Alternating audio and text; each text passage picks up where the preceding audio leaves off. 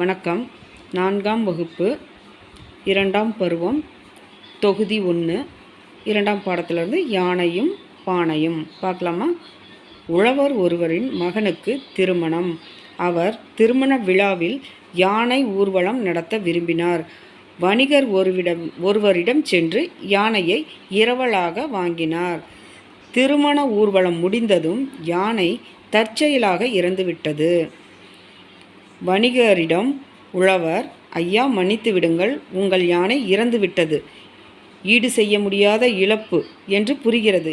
யானைக்கு பதிலாக பணமோ பொருளோ தந்து விடுகிறேன், தயவு செய்து பெற்றுக்கொள்ளுங்கள் என்று கூறினார். அதாவது உழவர் என்ன பண்ணுறாரு, ஒருவர் தம் மகனுக்கு திருமண ஊர்வலம் நடத்த விரும்பி யானையை வணிகர்கிட்ட இருந்து இரவலாக வாங்குறாரு. ஊர்வலம் நடந்து முடிந்ததும் யானை தற்செயலாக இறந்து விட்டது. அப்போ வணிகரிடம் உழவர் ஐயா மன்னித்துக்குங்க. வணிகரிடம் உழவர் என்ன சொல்கிறாங்க, ஐயா மன்னித்து விடுங்கள், உங்கள் யானை இறந்து விட்டது, ஈடு செய்ய முடியாத இழப்புங்கிறது எனக்கு புரியுது, யானைக்கு பதிலாக பணமோ பொருளோ கொடுக்குறேன், தயவு செய்து பெற்றுக்கொள்ளுங்கள் என்று கூறுறாரு. உழவர் எவ்வளவு கெஞ்சி கேட்டும் வணிகர் ஏற்றுக்கொள்ளவில்லை. பணமோ பொருளோ வேண்டாம், என் யானை தான் வேண்டும் என்று அடம் பிடித்தார். எனக்கு பணம் பொருள்லாம் வேணாம், என் யானை தான் வேணும் அப்படின்னு அடம் பிடிக்கிறாரு வணிகர்.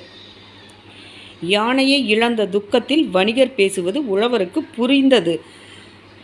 ஆனாலும் அதை அவருக்கு உணர்த்த முடியவில்லையே என்று உழவர் வருந்தினார். யானையை இழந்த துக்கத்தில் வணிகர் பேசுவது உழவருக்கு புரியுது, அதை அவருக்கு எப்படி உணர்த்த முடியவில்லையே என்று உழவர் வருந்துறாரு. இருவரும் மரியாதைராமன் என்பவரின் உதவியை நாடினர். மரியாதைராமன் வணிகரின் வேதனையை அறிந்தார்.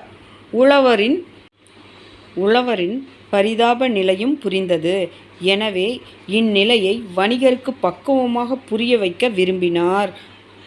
மரியாதைராமன் உழவரிடம், நாளை உங்கள் வீட்டிற்கு வணிகரை வரவழையுங்கள், நான் சொல்வது போல செய்யுங்கள் என்று கூறினார்.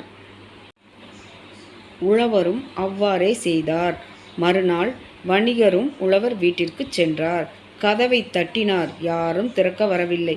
பிறகு கதவை சற்று வேகமாக தள்ளி திறக்க முயன்றார். அப்போது கதவின் பின்புறம் அடுக்கி வைத்திருந்த பானைகள் கீழே விழுந்து உடைந்தன. ஐயோ, பானைகள் உடைந்து விட்டனவே என்று கதறினார் வணிகர். சத்தம் கேட்டு உள்ளே இருந்து வந்த உழவர், வணிகரே, என்ன இப்படி செய்து விட்டீர்கள்? எங்கள் வீட்டில் காலங்காலமாக போற்றி வைத்திருந்த பழம்பானைகள் இவை. இந்த பானைகளை இப்படி உடைத்து விட்டீர்களே, இதே பானைகளை உடையாமல் திருப்பி தாருங்கள் என்று கோபமாக கேட்டார். இருவரும் மரியாதைராமனிடம் சென்றனர். உழவரின் வீட்டில் நடந்ததை கூறினர்.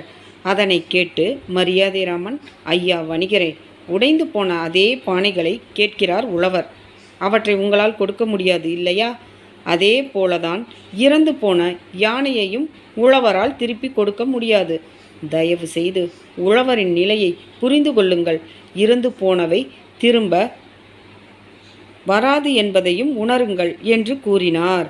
வணிகருக்கு உழவரின் நிலை புரிந்தது. உழவரும் யானைக்கு ஈடான தொகையை வணிகருக்கு கொடுத்தார். வணிகரும் அதனை ஏற்றுக்கொண்டார். வினாக்களுக்கு விடையளி. 1வது கேள்வி, உழவர் யானையை எதற்காக இரவல் வாங்கினார்? உழவர் யானையை எதற்காக இரவல் வாங்கினார்? விடை பார்க்கலாமா? உழவர் யானையை தன் மகனின் திருமண விழாவிற்காக யானையை இரவல் வாங்கினார். அதாவது உழவர் யானையை தன் மகனின் திருமண விழாவிற்காக இரவல் வாங்கினார். இப்போ 2வது கேள்வி, ஊர்வலம் சென்ற யானைக்கு என்ன நேர்ந்தது? ஊர்வலம் சென்ற யானைக்கு என்ன நேர்ந்தது? அதோட விடையை பார்க்கலாம். ஊர்வலம் சென்ற யானை தற்செயலாக இறந்து விட்டது. மறுபடியும் சொல்கிறேன், ஊர்வலம் சென்ற யானை தற்செயலாக இறந்து விட்டது. 3வது கேள்வி, மரியாதைராமன் உழவரிடம் என்ன கூறியிருப்பார்? மரியாதைராமன் உழவரிடம் என்ன கூறியிருப்பார்? விடை பார்க்கலாமா? மரியாதைராமன் உழவரிடம், நாளை உங்கள் வீட்டிற்கு வணிகரை வரவழையுங்கள், நான் சொல்வது போல செய்யுங்கள் என்று கூறினார். அதாவது இப்படி 1 2ன்னு போட்டு எழுதிக்கோங்க. மறுபடியும் சொல்கிறேன், விடை: நாளை உங்கள் வீட்டிற்கு வணிகரை வரவழையுங்கள், நான் சொல்வது போலச் செய்யுங்கள் என்று கூறினார். அடுத்தது, சொற்களை முறைப்படுத்தி சரியான தொடரமைத்து எழுதுக. பார்க்கலாமா? வீட்டிற்கு வணிகரும் உழவர் சென்றார். இதை எப்படி எழுதுறதுன்னு பார்க்கலாமா?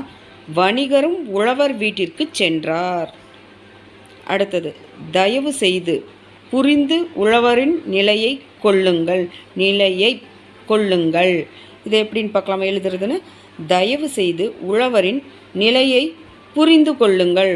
நிலையை புரிந்து கொள்ளுங்கள் அப்படின்னு சொல்கிறாங்க. அடுத்தது, மரியாதை இருவரும் சென்றனர் ராமனிடம். அடுத்தது மூணாவது பார்க்கலாமா? இருவரும் மரியாதை ராமனிடம் சென்றனர். அடுத்தது நான்காவது, வேதனை மரியாதை வணிகரின் புரிந்தது ராமனுக்கு. நான்காவது பார்க்கலாமா? மரியாதை ராமனுக்கு, வணிகரின் வேதனை புரிந்தது. அடுத்து செயல் திட்டம். குறிப்புகளை பயன்படுத்தி கதை எழுதி சொந்த நடையில் பகிர்க. குறிப்புகளை பயன்படுத்தி கதை எழுதி சொந்த நடையில் பகிர்கன்னு சொல்லியிருக்காங்க. இப்போ பார்க்கலாம். 4 எருதுகள் ஒற்றுமையாக வாழ்தல். அதாவது 4 எருதுகள் ஒற்றுமையாக வாழ்ந்துட்டு வருது. சிங்கம் வேட்டையாட நினைத்தல். சிங்கம் என்ன பண்ணுது? அந்த எருதுகளை வேட்டையாட பார்க்குது. எருதுகள் எதிர்த்தல். எருதுகள் என்ன பண்ணுது? சிங்கத்தை 4 ஒற்றுமையாக இருக்கனால எதிர்த்து துரத்தி விட்டுருது. சிங்கத்தின் சூழ்ச்சி. சிங்கம் என்ன பண்ணுது? உடனே சூழ்ச்சி பண்ணுது. எருதுகள் சூழ்ச்சி பண்ணி எருதுகளை பிரித்தல். எருதுகளை பிரிச்சிருது சூழ்ச்சி பண்ணி. சிங்கம் வேட்டையாட முயற்சி செய்தல். சூழ்ச்சி பண்ணி பிரித்ததுனால சிங்கம் அதை வேட்டையாட முயற்சி செய்யுது. எருதுகள் ஒற்றுமையாதல். அதாவது மறுபடியும் எருதுகளை என்ன பண்ணுது? ஒற்றுமையாயிருது. எதிர்த்தல். அதாவது ஒற்றுமையாகி சிங்கத்தை எதிர்த்து துரத்தி விட்டுருது. இதுதான் கதை. படித்து காட்டுக, சொல்ல கேட்டு எழுதுக. பார்க்கலாமா? உழவர் மறுநாள் அவ்வாறே முயன்றார், வணிகருக்கு இறந்து விட்டது, வரவழையுங்கள், செய்து விட்டீர்கள், தந்து விடுகிறேன், ஈடு செய்ய முடியாத உடைந்து விட்டனவே, ஈடான தொகை புரிந்து கொள்ளுங்கள், பெற்றுக்கொள்ளுங்கள், ஏற்றுக்கொள்ளவில்லை. அடுத்தது, பொருத்தமான நிறுத்த குறியிட்டு எழுதுக. பார்க்கலாமா? 1. ஐயா மன்னித்து விடுங்கள். ஐயா கமா மன்னித்து விடுங்கள் ஆச்சரியக்குறி. ஐயாங்கிற இடத்துல கமா கொடுத்துருங்க. மன்னித்து விடுங்கள்னு ஆச்சரியக்குறி. அடுத்தது, யானைக்கு பதிலாக பணமோ பொருளோ தந்து விடுகிறேன். ஃபுல் ஸ்டாப் வச்சுருங்க. யானைக்கு பதிலாக பணமோ பொருளோ தந்து விடுகிறேன், ஃபுல் ஸ்டாப் வச்சு முடிச்சிருங்க. அடுத்தது 3வது கேள்வி. ஐயையோ பானைகள் உடைந்து விட்டனவே. ஐயையோ ஆச்சரியக்குறி. உடைந்து விட்டனவே, அதுவும் ஆச்சரியக்குறி தான். அடுத்தது 4வது, என்ன இப்படி செய்து விட்டீர்கள். என்ன ஆச்சரியக்குறி, இப்படி செய்து விட்டீர்கள் கேள்விக்குறி. அடுத்தது 5வது, இருவரும் மரியாதை ராமனிடம் சென்றனர். ஃபுல் ஸ்டாப் வச்சுக்கோங்க.